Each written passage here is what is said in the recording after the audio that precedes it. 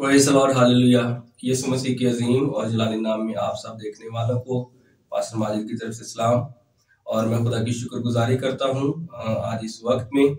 जबकि इस प्लेटफॉर्म से खुदा का कलाम आप सब तक शेयर करने को हूँ। और जैसा कि हम सभी जानते हैं कि आजकल हम क्रिसमस के हवाले से खुदा के कलाम को सुन रहे हैं, समझ रहे हैं, और खुदा के कलाम जो है कलाम मुकद्दस में से मुख्तलिफ हवाला जात के जरिए से जो खुदा यीशु मसीह की बाबत पेशन गोई की गई और यीशु की पैदाइश के हवाले से बातचीत कर रही है। सो आज मैं भी आप सबों तक एक खुदा के कलाम में से एक हवाला जो कि बामुताबिक लूका की मार्फत लिखी गई अंजील उसका दूसरा बाब और उसकी 11वीं आयत को हम देखेंगे। यहाँ पर लिखा है कि आज दाऊद के शहर में तुम्हारे लिए एक मुनज्जी पैदा हुआ है, यानी मसीह खुदावन। आमीन। सो मेरे अजीजो, यहाँ पर हम देखते हैं कि फरिश्ते जो हैं वो खुदा का कलाम लेकर चरवाहों के पास गए हैं और इस नवीद को जो है वो चरवाहों के साथ शेयर कर रहे हैं। तो यहाँ पर मैं आपकी तवज्जो इस बात की तरफ मरकूज करवाना चाहता हूँ कि हमें क्यों इस हवाला की, इस मुनज्जी की जरूरत पड़ी। तो जब हम आज देखेंगे कि ये जो लूका तबीब की मार्फत ये जो अंजील बयान लिखा गया है, और जब हम इसके ऊपर गौर फिक्र करते हैं तो हमें देखना पड़ेगा कि आदर कि ये बात हमें जो है वो कलाम मुकद्दस लिखवाने के लिए क्यों जरूरत पेश आई। इस बात को समझने के लिए हम थोड़ी देर के लिए जो है वो पैदाइश की किताब में चलेंगे, जहां पर हमें मिलता है आदम और हवा के ताल्लुक से। जब खुदा ने आदम को तख्लीक किया तो खुदा ने सारी चीजों को बनाया और फिर खुदा ने आदम को भी तख्लीक किया, और चलते चलते फिर खुदावंद ने इस बात की जरूरत को महसूस किया कि आदम का अकेला रहना अच्छा नहीं है। तो खुदा ने आदम के ऊपर नींद को तारी किया और उसकी पसलियों में से एक पसली ली, और उसी से खुदा ने उसके लिए उसकी मानद एक मददगार यानी कि हवा को तख्लीक किया। और खुदा ने उनको बाग अदन के तमाम तर चीजों के ऊपर मुख्तार ठहराया, और खुदावंद ने कहा कि तुम बेरोक टोक हर एक दरख्त का फल खा सकते हो, लेकिन एक दरख्त की बाबत जो है वो खुदा ने मना किया कि तुम उस दरख्त का फल ना खाना। लेकिन जब हम बाइबल मुकद्दस को देखते हैं तो हमें मिलता है कि एक वक्त आया कि जब जो इब्लीस है, जो सांप के रूप के अंदर जो है वो हवा के पास आया, और उसने हवा को अकेला पाया और उसने कहा कि क्या वाकई खुदा ने तुम्हें उस दरख्त का फल खाने से मना किया है? तो मेरे अजीजों, हवा ने जो है वो जवाब दिया कि हाँ, हमें खुदा ने जो है वो उस फल खाने से क्या किया है, मना किया है। बल्कि उसने कहा कि खुदावंद ने कहा है कि तुम इसका फल खाने तो क्या बल्कि इसको छूना तक नहीं। जब हवा के पास उसको अकेला पाया तो उसके पास पहुंचा, और इब्लीस ने औरत से जो है वो सवाल किया,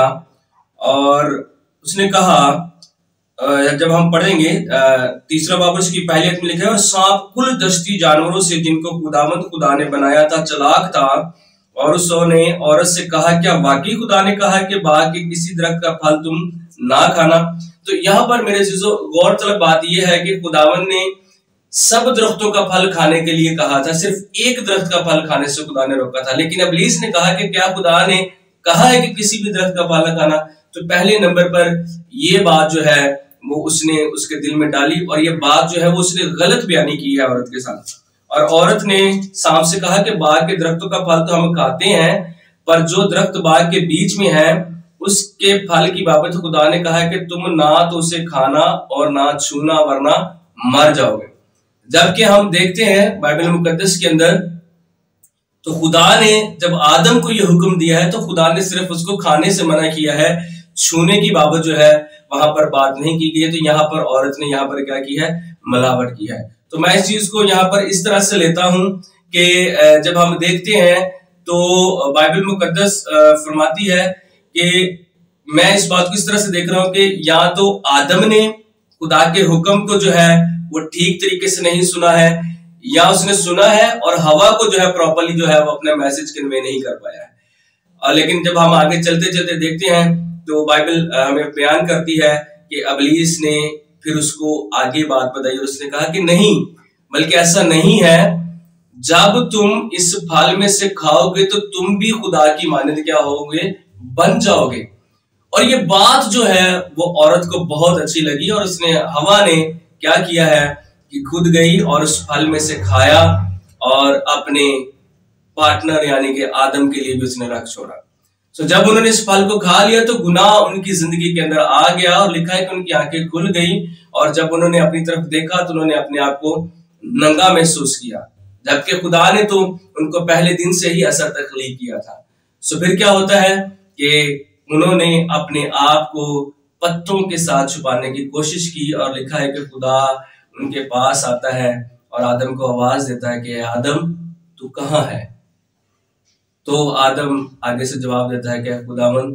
میں ننگا ہوں۔ حالانکہ خدا کی آنکھ سے کوئی چیز چھپ نہیں سکتی ہے، لیکن تو بھی خدا نے ان کو آزمانے کے لیے، کیونکہ خدا جانتا تھا کہ وہ اس گناہ کے مرتکب ہو چکے ہیں۔ خداوند نے پوچھا کہ کیا تم نے اس پھل میں سے کھایا ہے جو میں نے تم کو کھانے سے منع کیا؟ تو آدم نے کہا کہ ہاں میں نے نہیں کھایا، بلکہ اس عورت نے جو تم نے میرے لیے مددگار بنایا ہے اس نے مجھے کیا کیا ہے، یہ پھل کھانے کے لیے دیا۔ اور عورت نے کہا کہ نہیں ایسا نہیں ہے، بلکہ سانپ میرے پاس آیا اور اس نے مجھے کہا اور میں نے کیا کیا ہے، کھایا ہے۔ جب انہوں نے اس نافرمانی کو کیا تو اس پھل کو کھا لیا تو گناہ ان کی زندگی کے اندر آ گیا۔ تو پھر خدا نے کہا کہ میں اب ان کے اوپر ایک پابندی عائد کروں گا، اور خدا نے ان کو باغ عدن میں سے نکال دیا، اور خدا نے کہا کہ اب جب کہ گناہ ان کی زندگی کے اندر آ چکا ہے تو ایسا نہ ہو کہ وہ کہیں حیات کے درخت میں سے بھی کھائیں اور ہمیشہ گناہ کے اندر ہی جیتے رہیں۔ خدا نے ان کو باغ عدن میں سے نکال دیا، اور خدا نے اسے حیات کے درخت کے چوگیر جو ہے وہ پہرا لگایا۔ میرے عزیزو، یہاں پر میں ایک چیز آپ کو کلیئر کرنا چاہتا ہوں کہ کئی دفعہ ہم شاید اس بات کو سوچتے ہیں، سمجھتے ہیں کہ شاید خدا نے آدم کو جو ہے باغ عدن سے نکال کر سزا دی ہے، لیکن ایسا نہیں ہے، بلکہ خدا نے انسان پر ترس کھایا، اور خدا نے کہا کہ بجائے اس کے کہ آدم اب گناہ کی حالت کے اندر آ چکا ہے، اور اگر اس نے حیات کے درخت میں سے کھا لیا تو وہ ساری زندگی جو ہے وہ گناہ کے اندر رہے گا۔ خداوند نے ایسا مناسب نہیں سمجھا، بلکہ خدا نے کہا کہ اب ضرور ہے کہ میں ان کو جو ہے اس باغ عدن میں سے نکال دوں۔ اور جب میں اس کلام کو سیکھ رہا تھا تو میں اسی وقت اس بات کو، خدا کے اس بھید کو سمجھا کہ خدا نے چاہا کہ اب جو ہے میں ان کے لیے مخلصی بنوں گا۔ تو جب ہم اس بات کو سمجھتے ہیں، دیکھتے ہیں، تو پھر ہمیں جو لوکا رسول کی انجیل ہے، جو اس کی معرفت جو کلام کیا گیا ہے، پھر ہمیں اس بات کی سمجھ آتی ہے، اور ہم دیکھتے ہیں کہ جب گناہ آدم کی زندگی کے اندر آیا تو پھر سالہ سال بلکہ ہزاروں سال بیت جاتے ہیں، اور بہت ساری قربانیاں بیچ میں آئی ہیں تاکہ گناہوں سے ہم مخلصی کر سکیں، لیکن انسان کو کوئی بھی ابدی گناہ سے چھٹکارا نہ دلا سکا۔ تو پھر میرے مسیحا نے اس بات کے اوپر پلان کیا کہ اب وہ خود جو ہے وہ انسان کے لیے جو ہے وہ زمین پر انسان کا روپ دھار کے آئے گا اور اپنے لوگوں کے لیے مخلصی دے گا، کیونکہ قربانی دینے کے لیے یا کفارہ دینے کے لیے جو ہے وہ بے عیب ہونا ضروری ہے، اور ہم جنس جو ہے وہ ہونا ضروری ہے۔ تو انسان کے بس کی یہ کوئی بات نہیں تھی، کیونکہ یہاں تو تھا کہ کوئی انسان کے بدلے جو ہے وہ کیا کرتا، قربانی دیتا اور ہمیں ہمیشہ کی زندگی دلانے کا وسیلہ بنتا۔ لیکن میرے عزیزوں، میں آپ کو بتانا چاہتا ہوں کہ کسی انسان کے بس کی بات نہیں ہے کہ وہ خدا بن سکے اور بے عیب رہ سکے، کیونکہ